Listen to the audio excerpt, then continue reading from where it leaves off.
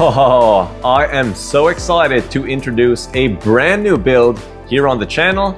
I've been keeping a little secret from you guys, but the secret's out and you guys see it in the background.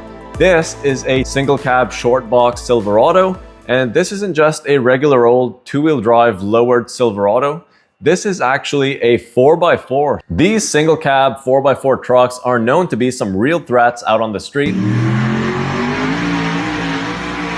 I really want to feel what a 4x4 launch feels like, and with the rising number of Teslas and electric cars, I can't just let them electric cars fly by. And before we go into all the details of what I want to do with this truck, we gotta rewind and check out how we got to this point. It might shock you because life wasn't always like this for this truck and came a long ways. Let's check it out.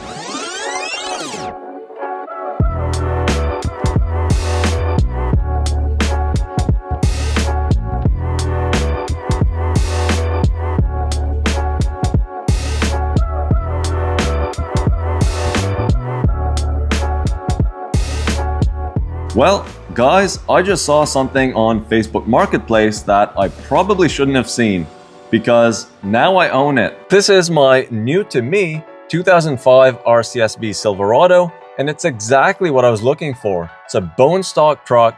You know, it needs a bit of work, so it means that I can really pretty much do whatever I want with it. And it's a floor shift 4x4. You know, the floor shift, in my opinion, is a lot better than the button shift 4x4. As for the engine, we've got the 4-point grate, and I'm sure you guys have seen and heard about these engines, but they're absolutely awesome for boost. You can make some good power with these. This one is bone stock, quite crusty, so we're gonna have to do a little bit of magic to get this thing to make some power. And this thing also has 325,000 kilometers, which is close to 200,000 miles. So this thing is just getting broken in.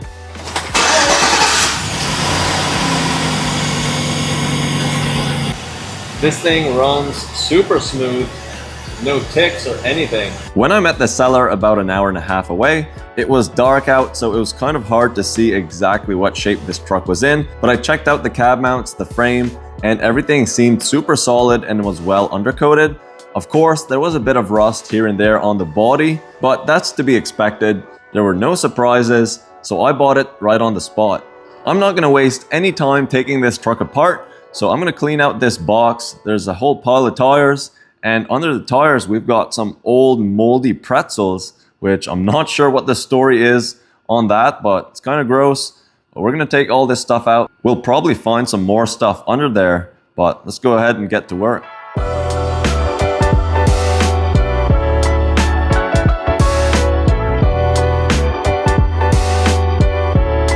So I got most of the big stuff out of the box, so I'll just have to sweep up all the rest of the trash.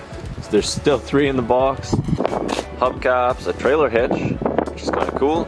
And those pretzels, I'm not sure what those are all about, but those are going to be gone. Then a whole pile of tires. So now I'm going to sweep up the rest of the box. We'll take the bed liner out and then we'll see what the metal looks like under there. Hopefully it's in good shape. We're going to find out in just a second.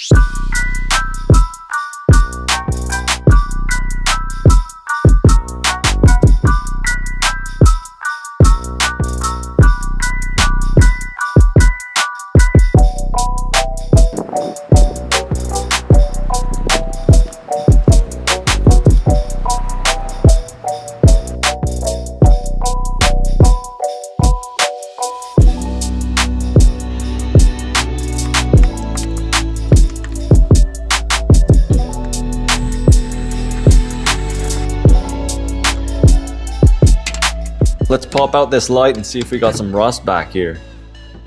Not bad, not bad. Definitely manageable. Let's keep going.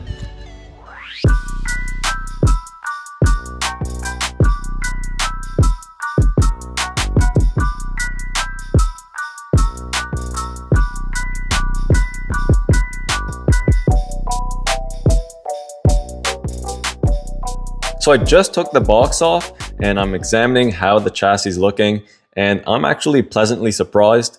For you guys on camera, this probably looks horrible. You know, it's very dirty.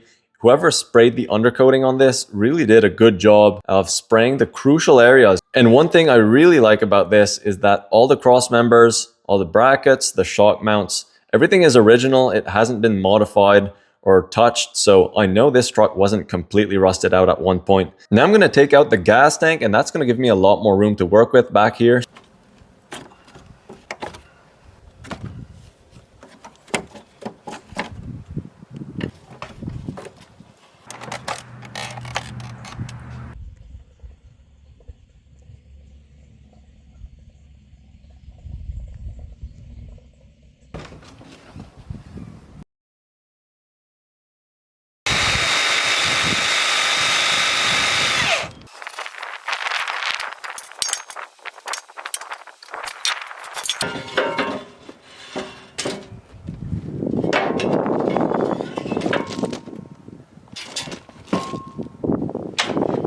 So you guys just watched me cut off the exhaust, and I'm going to be making a brand new exhaust system when we get to that point. I also took off this rear cross member, and I'm going to be making an aluminum fuel cell. The reason for that is I want to make a fuel system that can support a lot more power, and my plastic tank was getting quite crusty. And for an added bonus, it's also going to move the weight to the rear of the truck, which should give me more traction. So it's kind of a win-win. Before I start making an aluminum fuel cell, I'm going to focus on the bodywork and get this truck painted.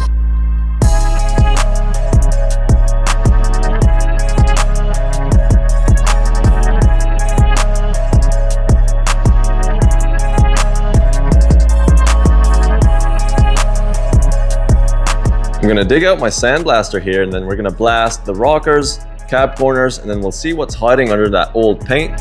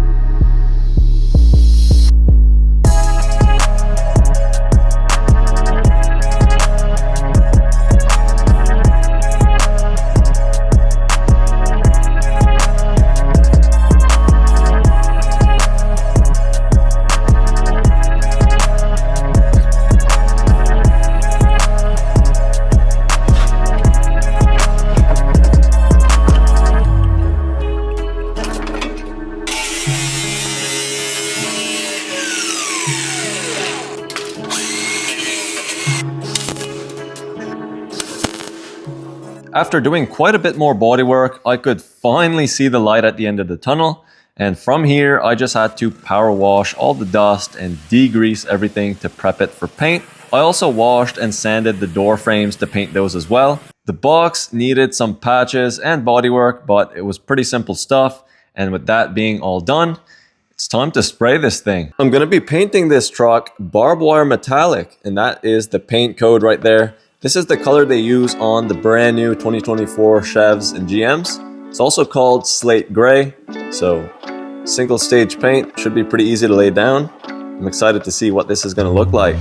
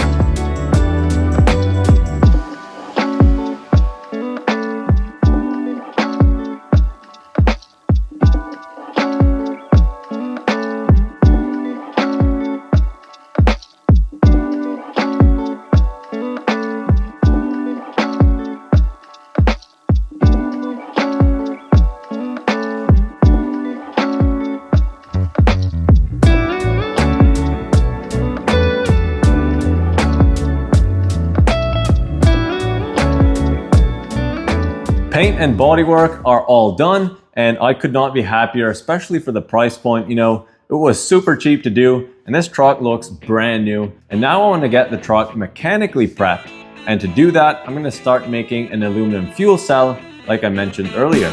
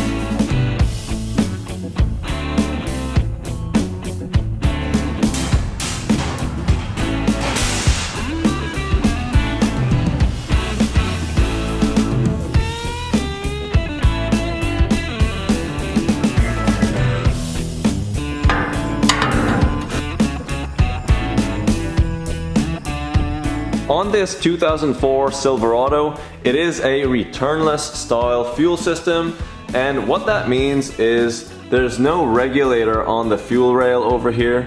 As you can see, it is just the feed line right there, and that's it. I ordered a fuel pump from Holley. It's the 12-955 version, and it's a 255 LPH, which should be good for around 550 to 600 horse. And the cool thing about it is that it is pulse width modulated. And what that means is I don't have to run a regulator or anything. I'm just gonna be running a direct line from the pump to the fuel rail, and that's it. Since my tank is custom and I don't have any of the evap stuff for the emissions, I'm just gonna cap off these two ports, and that's gonna be my feed line directly to the fuel rail. And that's the only thing I have to plumb, which is going to be a super simple setup and super easy to do.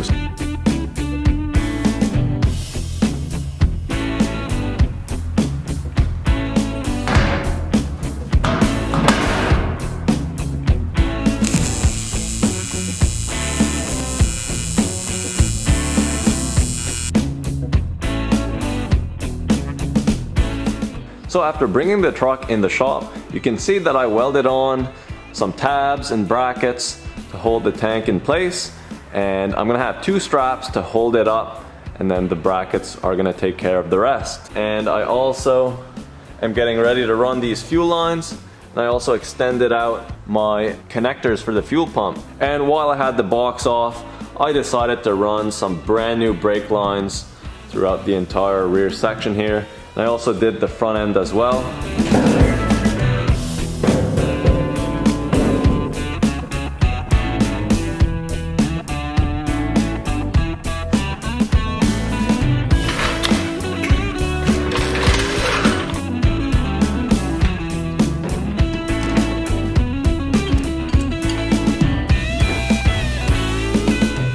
So the fuel cell is finally in the truck for good, and all the brackets are done, and the tank is held in place with the straps that I made, if it focuses down there.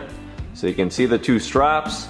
In between the brackets and the plates that I made, I put some plastic just to insulate the aluminum from the steel so that it doesn't react with each other. So that's just a little tip for anyone that wants to make an aluminum tank. And make sure you ground your tank if it's kind of isolated, and that way you won't have any issues. All I have to do is just plumb the pump, bolt it down, and then plug in the two connectors that I extended.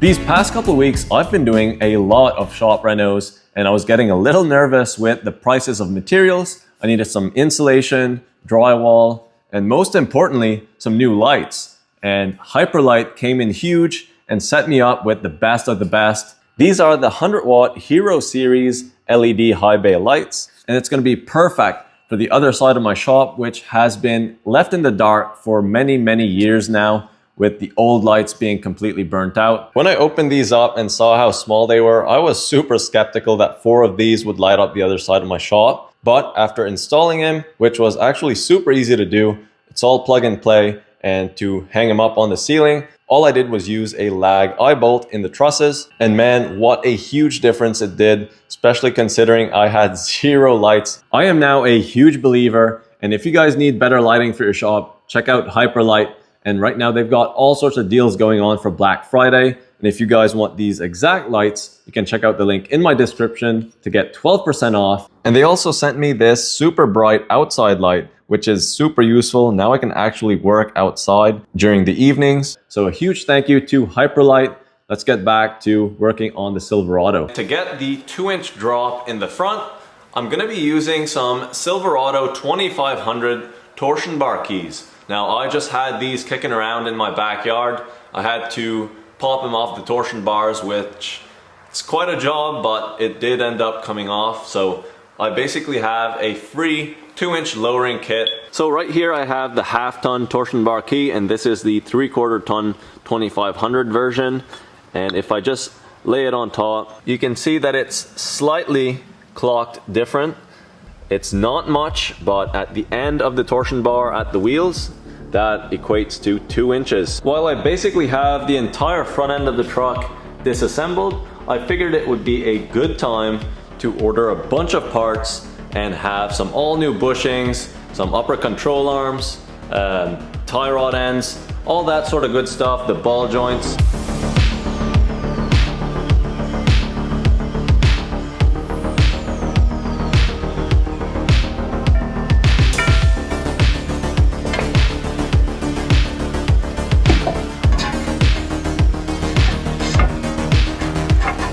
So my 2500 torsion bar key is installed, and I ran my torsion bar all the way down, connected it to my lower control arm, and it's ready to go. So for those of you who are new to torsion bar suspension systems, torsion bar just goes into your lower control arm, and depending on what kind of torsion bar key you have, that's going to rotate your arm, in which that is going to change the pitch of your lower control arm, hence giving you a 2-inch drop. Or you could even use different keys to lift a truck if you want to go up higher.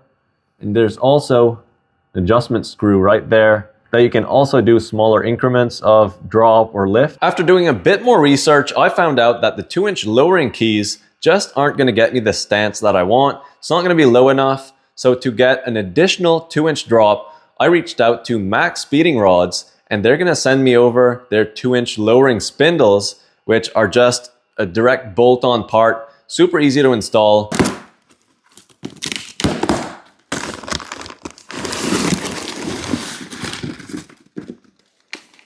These are the Max Speeding Rods 2-inch lowering spindles.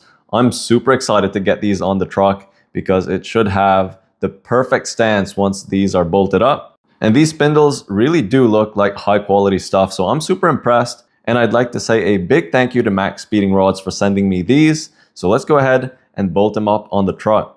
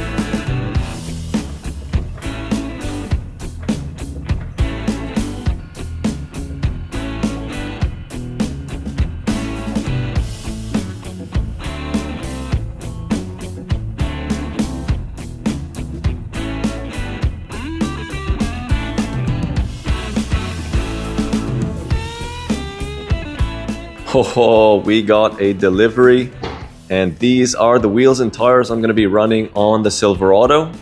So we've got some Toyo Proxys ST tires, 275 55 R17. I did a lot of research to find a wheel and tire combo that not only fits this truck, but that doesn't absolutely break the budget.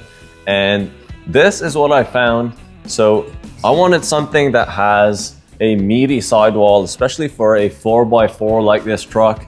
This should be an absolutely awesome combo, and I haven't really seen many people using this, so it's a unique setup. So now the only thing left to do is open them up. I'll show you the setup, and then we'll throw them on the truck.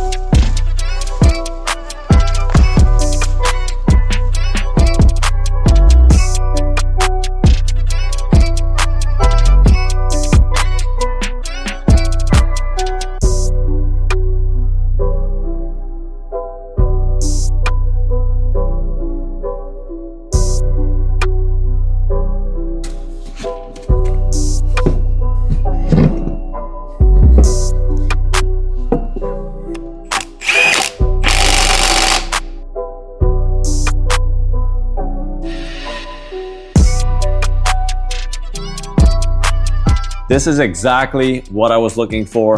You know, it's perfectly flush with my fenders, and with the max speeding rods lowering spindles, you know, this distance is perfect. I think the stance is going to be A1, and it may rub a little bit, so I might have to do some trimming, but we'll see at that point. And overall, I couldn't be any happier. So now that we have the front dropped 4 inches, I'm gonna have to drop the rear around 6 inches just so that the truck sits level. And to do that, I'm gonna be installing a flip kit. A flip kit is very simple to install. All you have to do is, instead of having the rear end under the leaf springs, it's gonna be over the leaf springs.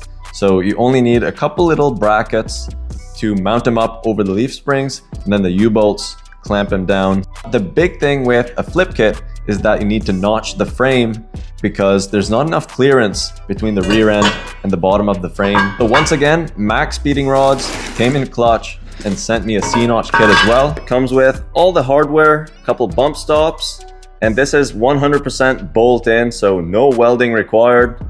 Comes with the instructions. I was hoping it would come with a template to know exactly where to notch the frame, but unfortunately there's no template, so I'm gonna have to make one, which isn't a big deal.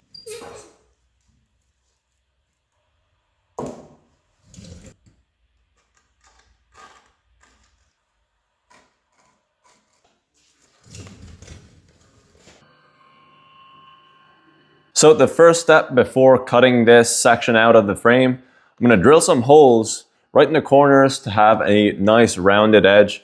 That way it's a lot less prone to cracking in the future.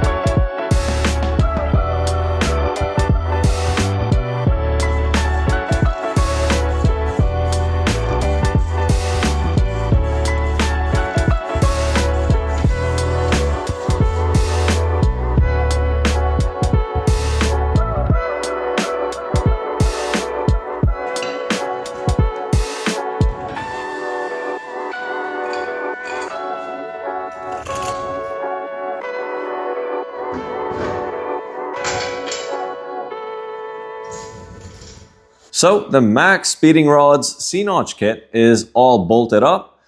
I had to make sure that my frame was supported at the front, and I also had my jack at the rear to make sure that nothing moves while you're actually drilling your holes, because you know, if you don't support your frame, it's gonna drop, it's gonna bend, and then when you drill your holes, you're gonna be off and then you'll have a twisted frame.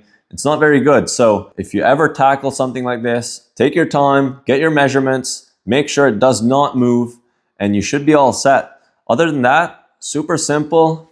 Drill some holes, bolt it in, you're good to go. I have a welder here in the shop, so I'm just gonna put a nice bead on each end of the C-notch, and then that's gonna make sure that nothing ever moves. Just some added security. I have the means to do it, so I may as well. And I also, for extra safety, put a plate behind the frame that's just bolted in as well. So now I'm gonna put a nice bead of weld, bolt the wheels on, and we'll see if this thing is as low as I need it to be.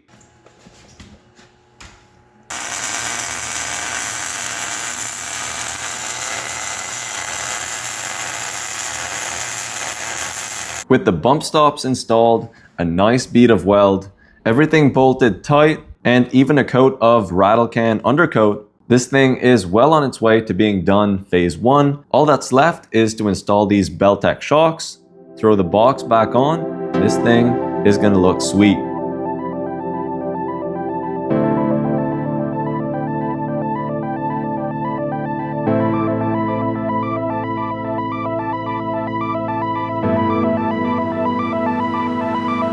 So this is the new build on the channel, and I could not be any more excited to see what's to come with this thing. And in this episode, I really wanted to get everything 100% mechanically ready and visually ready for a build, and that's exactly what we did. So now it's a blank canvas. We can do anything in terms of performance, and I want you guys to let me know what you want me to do with this thing in the comments. Right now, my plan is to do a posi unit in the rear end, and then we're probably gonna move on to the engine, get that thing boosted up, make some power, probably do a cam swap. But if you guys wanna see something different, let me know. I'm open to many different ideas. With that being said, subscribe if you wanna see more about this build, and thank you guys all for watching.